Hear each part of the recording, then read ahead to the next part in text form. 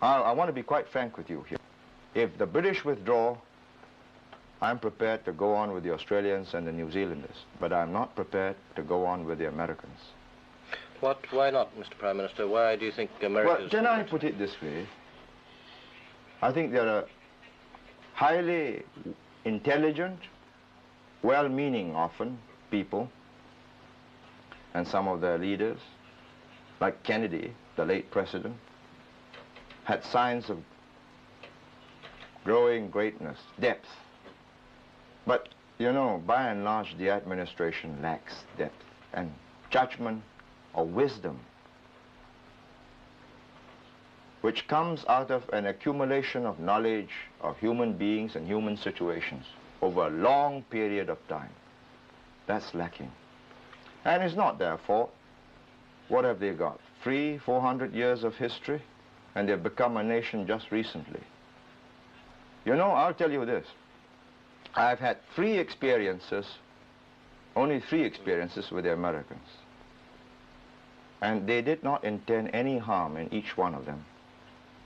But the tragedy was they did real harm.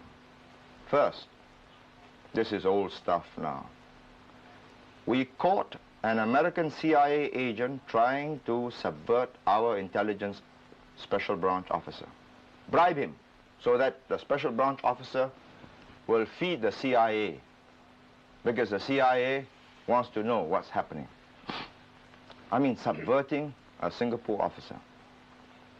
The man might have succeeded, but I'm proud to say that the officer offered large sum of money and continuing sums of money. This was in 1960. Refused and reported the matter to his chief, who reported it to me. Man was caught, locked up. And it was on razor's edge whether we charged him in open court or not. No, let me explain this. When I told the American government, all right, we keep quiet, you take this man away, $100 million to the Singapore government for economic development. You know? No, listen to me. I didn't tell, you know, I never spoke to the Americans direct because, you know, they lack the finesse, and, you know, they may say, yes, hey, give it to you. Why not? Why should the Singapore government just give to you, to me, which would have ruined me?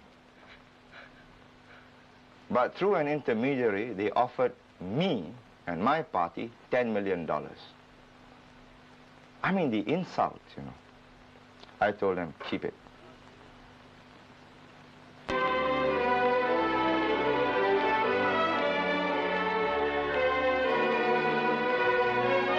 No, this is important. Do not forget this. And this is why I have not the slightest doubt that my two colleagues, Dr. To and Mr. Rajaratnam, go on this tour of Afro-Asia, which they'll do as soon as the local affairs are settled.